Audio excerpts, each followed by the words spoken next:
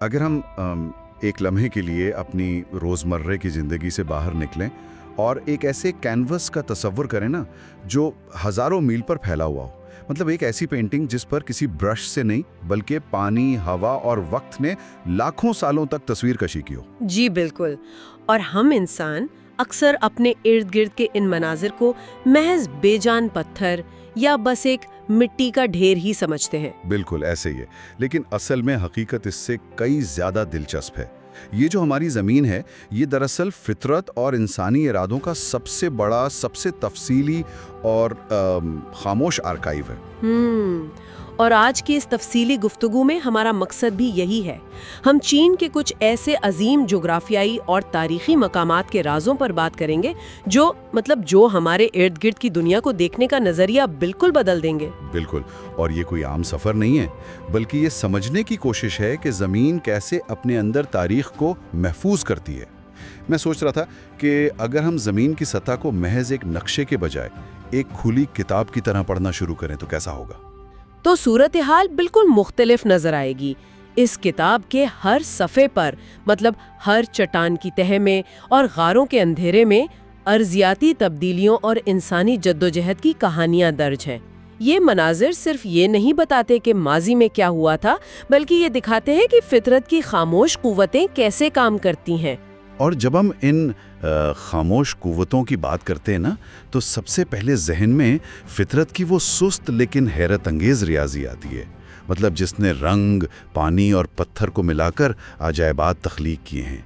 जैसे शुमाल मगरबी चीन का वो जांगे नेशनल जियो पार्क है। जांगे का डेंशा मंजर, बिल्कुल, वो तो एक कमाल की जगह है। हाँ, जब इसकी तस्वीरों को देखें तो ऐसा लगता है जैसे ये कोई जियोलॉजिकल बारकोड है या फिर किसी बेकरी का बनाया हुआ कई तहों वाला लेयर्ड केक हो।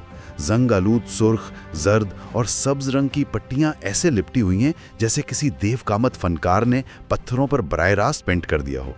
लेकिन जाहिर है ये कोई पेंट तो है नहीं। जी नहीं, पेंट तो बिल्कुल नहीं है। और यहाँ जो बात सबसे ज्यादा हैरान कुन है ना, वो कटाव यानी इरोजन की इंतहाई सुस्त रफ्तारी और जमीन की अंदरूनी ताकत का मिलाप है। ये रंगीन पट्टियां दरअसल रेतले पत्थर और गाद के जमने का नतीजा है। अच्छा। जो आज या कल नहीं बने, बल्कि लाखों सालों के दौरान तह दर तह समंदरों और झीलों के नीचे बिछते गए। एक मिनट रुकिएगा, यानी ये पहाड़ पहले बिल्कुल सीधी तहों में थे, जैसे किताब के सफ़ात एक दूसरे के ऊपर रखे होते हैं? तो फिर ये आज हमें इतने अजीब जावियों पर मुड़े हुए क्यों नजर आते हैं? ये बहुत अच्छा सवाल है। ये सीधे ही थे, लेकिन फिर जमीन की अंदरूनी प्लेटों की हरकत ने, यानी इन टेक्टोनिक ताकतों ने, इन्हें दोनों तरफ से दबाया। बिल्कुल ऐसे जैसे अगर एक मोटी किताब को दोनों किनारों से जोर से दबाया जाए तो उसके सफ़ात ऊपर की तरफ उठकर मुड़ने लगते हैं। बिल्कुल 100% दुरुस्त मिसाल है। जमीन ने भी इन तहों को मोड़कर ऊपर उठा दिया और फिर लाखों सालों तक हवा, बर्फ और बारिश ने उन्हें तराशा, जिससे ये तहें बाहर आ गईं। और जहाँ तक इन रंगों का ताल्लुक है ना, ये इन मादनियात की वजह से हैं जो उन पत्थरों में मौजूद थे। लोहा वगैरह? जी, खास तौर पर आयरन, जो वक्त और मौसमियाती असरात के साथ ऑक्सीडाइज हो गया। ऑक्सीडाइज यानी इसका मतलब ये हुआ कि ये बिल्कुल वैसा ही अमल है जैसे अगर कोई लोहे की पुरानी साइकिल बारिश में बाहर खड़ी रह जाए तो उस पर सुर्खी माइल जंग लग जाता है। तो हम कह सकते हैं कि ये पूरा पहाड़ी सिलसिला दरअसल जंग आलूद हो चुका है। हाँ, बिल्कुल कह सकते हैं। ये बुनियादी तौर पर जंग ही है, लेकिन ये जंग एक आलमी सतह पर लाखों सालों में लगा है। और सिर्फ सुर्ख नहीं, मुख्तलिफ मादनियात ने सब्ज और जर्द रंग भी पैदा किए हैं। ये फितरत का एक कीमियाई अमल है जो सुस्त जरूर है मगर इंतहाई मुनज़्ज़म है। ये तो वाकई कमाल है। अच्छा, इसी तरह का एक और हैरत अंगीज मकाम चाइडम बेसन का खुश्क सहरा है ना, जहाँ वो आइकॉन स्प्रिंग मौजूद है। जी, चाडम बेसन, वो तो बिल्कुल एक अलग ही मंजर पेश करता है। हाँ, मतलब एक तरफ खुश्क और बंजर जमीन है जहाँ जिंदगी का दूर दूर तक कोई नामो निशान नहीं, लेकिन ऐन उस बंजरपन के बीच में एक ऐसा चश्मा है जहाँ जेरे जमीन हरारत से मादनियात उबल कर ऊपर आते हैं। ये पानी जमीन को इर्द गिर्द से सुर्ख और जर्द कर देता है। और चश्मे का दरमियानी हिस्सा एक गहरी नीली आंख की तरह दिखाई देता है। बिल्कुल, जो देखने में बहुत पुरस्रार लगता है। दरअसल ये पुरस्रार आंख जियोथर्मल ताकत का एक जबरदस्त मुजाहिरा है। देखें, सतह पर भले ही खुश्की और मौत का राज हो, लेकिन जमीन के नीचे एक मुसलसल उबलती हुई केमिस्ट्री लैब काम कर रही है। हरारत मादनियात को पिघलाकर सतह पर लाती है, जो हमें बताती है कि जमीन अंदर से कितनी जिंदा है। जी बिल्कुल। और जब हम इस ज़ेरे ज़मीन दुनिया की बात कर ही रहे हैं तो मुझे वो ड्रैगन रिवर अंडरग्राउंड केव याद आ रहा है। मतलब ये एक बिल्कुल ही मुख्तलिफ दुनिया है। ज़मीन के ऊपर खेत हैं, जंगलात हैं, मगर ज़मीन के नीचे चूने के पत्थर यानी लाइमस्टोन की दुनिया में पानी ने खामोशी से एक अलग ही कायनात बसा रखी है। वो छत से लटकते हुए स्टैलेक्टाइट्स और मुंजमद अक्षारें। हाँ, और अंधेरे में बहता हुआ एक पूरा दरिया, दीवारों पर पुराने सैलाबों के निशानात आज भी गवाही देते हैं कि यहाँ कभी कितना पानी गुजरा होगा। अब यहाँ मेरे जहन में एक बहुत बड़ा सवाल पैदा होता है। जी पूछें। हमने देखा कि फितरत जमीन के ऊपर जांगे जैसे मकामात पर इतने चमकदार रंग बिखेरती है, लेकिन ड्रैगन रिवर केव में अपना सबसे ताकतवर काम यानी ठोस पत्थरों को काटना और मीलों लंबे घार बनाने का काम वो अंधेरे में क्यों छुपाती है? ये तजाद वाकई बहुत गहरा है और इसका जवाब जमीन के कीमियाई तवाज़ुन में छुपा है। सतह के ऊपर जो रंग हम देखते हैं वो धूप, ऑक्सीजन और मौसमी शिद्दत का नतीजा है। वहाँ फितरत खुले आम काम करती है, लेकिन जमीन के नीचे काम करने का तरीका बिल्कुल मुख्तलिफ है। अच्छा, वहाँ क्या होता है? वहाँ पानी बारिश की सूरत में गिरते हुए हवा से कार्बन डाइऑक्साइड जज्ब करता है ना, जिससे वो एक हल्का सा तेजाब बन जाता है जिसे कार्बोनिक एसिड कहते हैं। ये तेजाब चूने के पत्थर को गलाने की खालिस ताकत रखता है। ओह, यानी पानी गारों के अंदर पत्थर को किसी आरी की तरह काटता नहीं है, बल्कि उसे वैसे ही पिघलाता है जैसे चाय में चीनी घुलती है। बिल्कुल यही बात है। और ये अमल इतना सुस्त होता है कि 1 इंच पत्थर गलने में हजारों साल लग सकते हैं। वहाँ कोई आंधी या धूप तो है नहीं, सिर्फ कशिश सकल और पानी की मुस्तकिल मिजाजी है। मतलब पानी का एक एक कतरा अपना काम कर रहा होता है। जी, हर कतरा अपने साथ पत्थर का एक जर्रा लाता है और हजारों सालों में ये जर्रात मिलकर वो मुंजमद आबशारें बनाते हैं। अंधेरे और खामोशी के बावजूद पानी की ये ताकत सतह की आंधियों से कहीं ज्यादा है। गारों में पानी की इस सुस्त ताकत को तो हमने समझ लिया, लेकिन पानी हमेशा इतना सब्र करने वाला नहीं होता। खैर, जब इसे रोका जाए तो ये एक बेकाबू दरिंदे की शक्ल भी इख्तियार कर लेता है। बिल्कुल, और यहीं से फितरत की इस खाम ताकत का अंदाजा होता है जिसे रोका नहीं जा सकता। हाँ, और बात वाकई तब बहुत दिलचस्प हो जाती है जब हम क्योंगटोंग दरिया का रुख करते हैं। ये समुंदर और दरिया के मिलाप की जगह है। मैं तो उसे एक समुद्री ट्रैफिक जैम कहूँगा। समुद्री ट्रैफिक जैम? ये बहुत दिलचस्प नाम दिया आपने। मतलब समुंदर का पानी एक खाड़ी में दाखिल होता है और अचानक पानी की एक ऊंची शोर मचाती हुई दीवार बनकर दरिया में उल्टा बहने लगता है। लोग बाकायदा कमरी कैलेंडर के हिसाब से दिन गिनते हैं ताकि इस टाइडल बोर को देख सकें। ये आखिर होता कैसे है कि पानी उल्टा चढ़ना शुरू कर दे? मैं बताती हूँ। ये सारा खेल कशिश सकल, चांद की कशिश और वहाँ के जुग्राफिये के एक खास गुट जोड़ का है। होंगजू बे की जो साख्त है ना, वो एक कीफ या फनल की तरह है। इसका मुंह समुंदर की तरफ बहुत चौड़ा है, लेकिन दरिया की तरफ बढ़ते हुए तेजी से तंग हो जाता है। अच्छा। अब चांद की कशिश से समुंदर में एक बहुत बड़ी लहर उठती है जो इस चौड़ी खाड़ी में दाखिल होती है। और चूंकि आगे रास्ता तंग हो रहा है तो इस पानी के पास जाने के लिए कोई जगह नहीं बचती। बिल्कुल, वो बेपनाह तवानाई एक तंग रास्ते में सिकेड़ दी जाती है और ऐन उसी वक्त सामने से दरिया का पानी अपनी पूरी ताकत के साथ नीचे समुंदर की तरफ आ रहा होता है। तो फिर दोनों आपस में टकरा जाते हैं। जी, जब समुंदर का पानी दरिया के मुखालिफ बहाव से टकराता है तो तवानाई को दाएं या बाएं रास्ता नहीं मिलता, वो सिर्फ ऊपर की तरफ उठती है और आगे की तरफ धक्का मारती है। ये पानी की दीवार दिन में 2 बार बनती है और ये एक गजदार सैलाब है जिसे मीलों दूर से सुना जा सकता है। इस तो एक इंतहाई पुरतशद्दुद मंजर हो गया। लेकिन इसके बिल्कुल बरक्स अगर हम ताइहोंग पहाड़ी सिलसिले के बाइशीशान सनेक एरिया को देखें तो वहाँ एक अजीब सा जमूद और ख़तरनाक खामोशी है। हाँ, वो चौक जैसे सफ़ेद और रोशन क्लिफ्स जिन पर पाइन के दरख्त किसी तरह खुद को जमाए हुए हैं। बिल्कुल, धुंध उनके तेज किनारों को नरम जरूर करती है, मगर एक ही कदम के फासले पर ऐसी गहरी खाइयां हैं कि देखने वाले का दिल दहल जाए। ذرا سوچیں، ایک طرف کیونٹونگ کا شور اور طاقت ہے جو سب بہا لے جانے پر تیار ہے، اور دوسری طرف بائشیشان کے سفید پہاڑوں کا خطرناک جمود۔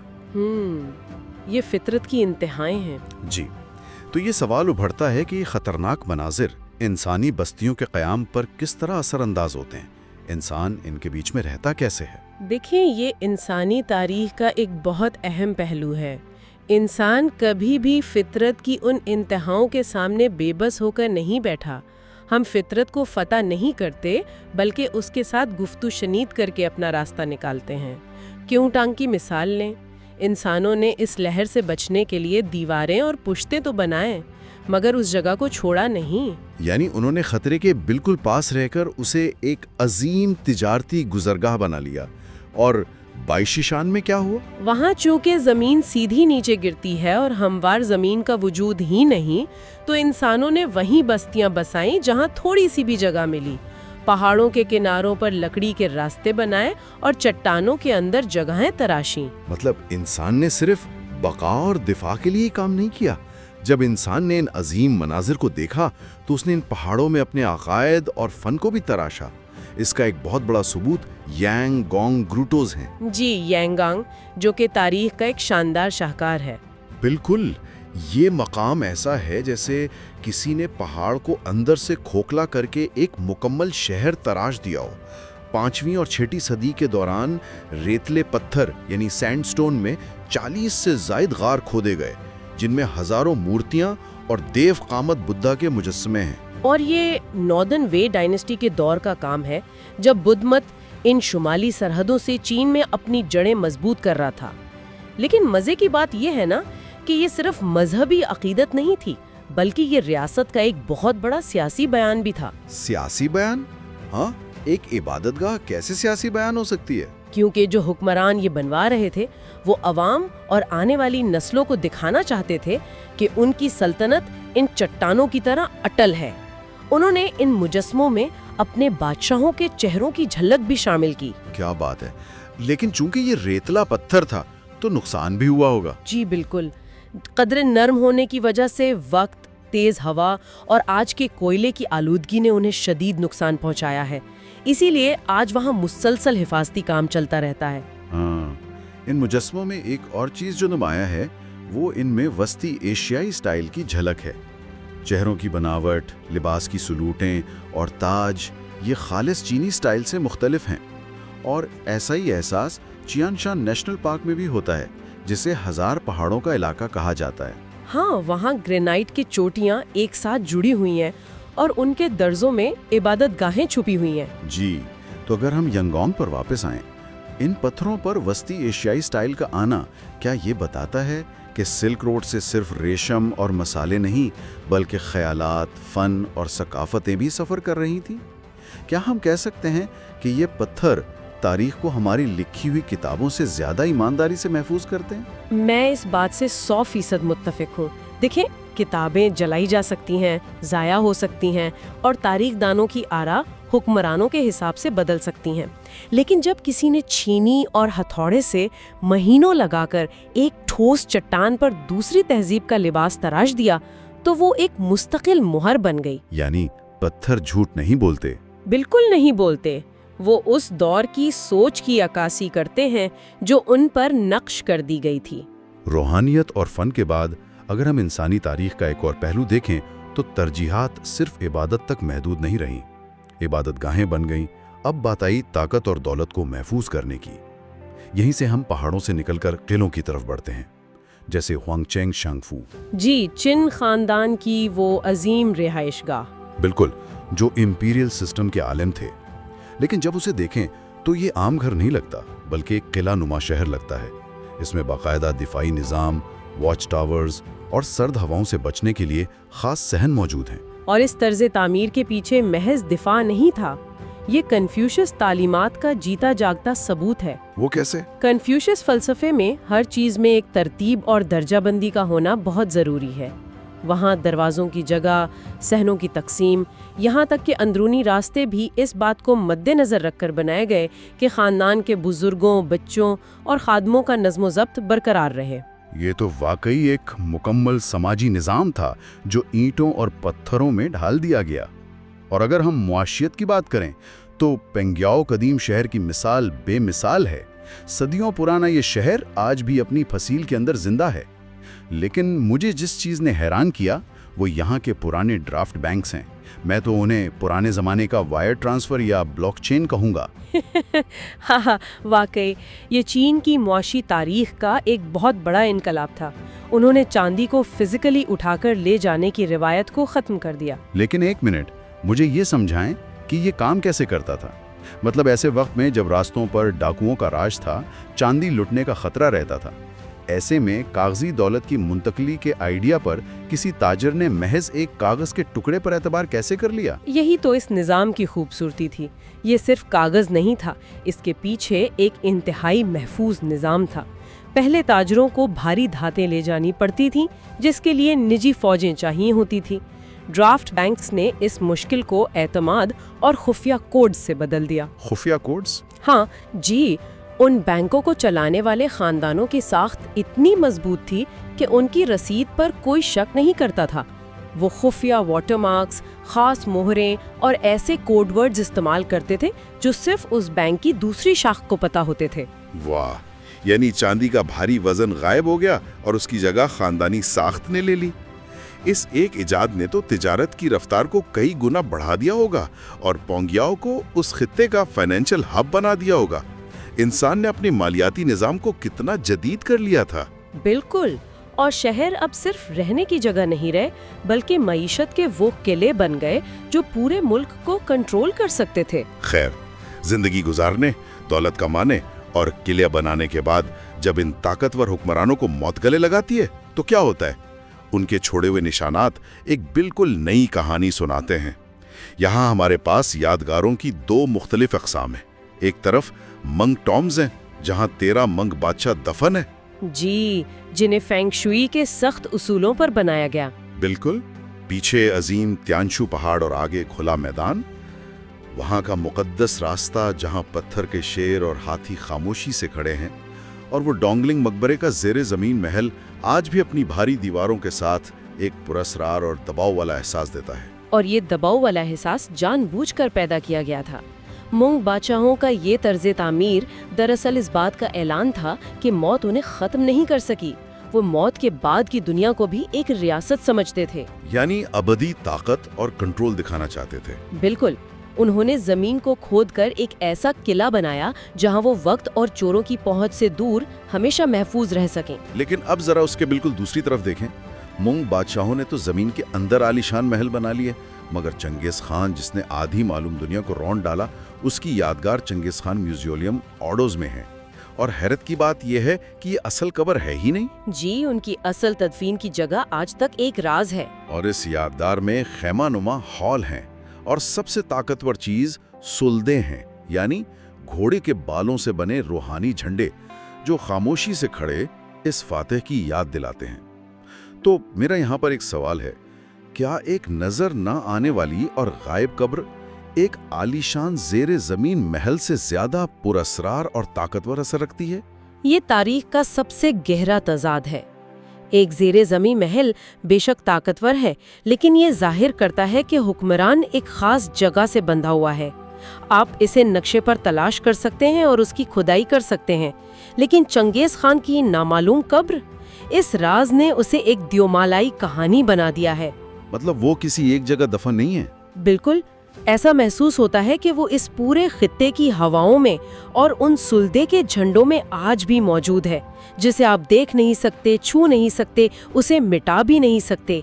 यही खाना बदोशों की सबसे बड़ी ताकत थी। कमाल है। तो इन तमाम बातों का आखिर लबे लुबाब क्या है? आज हमने रंग बरंगे पहाड़ों से लेकर अंधेरे गारों तक और तराशे गए मुजस्मों से पुराने बैंकों और नामालूम मकबरों तक का सफ़र किया। हम कह सकते हैं कि ज़मीन वाकई महज मिट्टी का ढेर नहीं है, ये इंसानी इरादों का तफसीली आर्काइव है। बेशक, एक ऐसा आर्काइव जो कभी बंद नहीं होता। आज हम जो जदीद शहर बना रहे हैं वो भी इसी किताब का अगला बाब है। फितरत और इंसान के दरमियान ये मुकालमा कभी नहीं रुकता। اور اسی بات سے ایک زبردست خیال ذہن میں آتا ہے۔ آج ہم فخر سے شیشے اور لوہے کی عمارتیں بنا رہے ہیں، لیکن ہم تصور کر سکتے ہیں کہ اگر آج سے 5000 سال بعد مستقبل کے لوگ زمین کی کھدائی کریں تو انہیں ہمارے بارے میں کیا پتہ چلے گا؟ یہ واقعی سوچنے والی بات ہے۔ کیا ہماری یہ کنکریٹ کی عمارتیں کسی عظیم تہذیب کا ثبوت دیں گی، جیسے ینگونگ کے غار دیتے ہیں، یا پھر وقت کا سیلاب اور فطرت کی بے پناہ طاقت ان سب کو مٹا کر کسی نامعلوم اور اندھیرے غار کا حصہ بنا دے گی جسے سمجھنے کے لیے کسی کو دوبارہ کھوج کرنی پڑے گی؟ یہ واقعی دنیا کو ایک نئے زاویے سے دیکھنے پر مجبور کر دیتا ہے۔ خیر، اس سوچ کے ساتھ ہم آج کی اس گفتگو کو یہیں ختم کرتے ہیں۔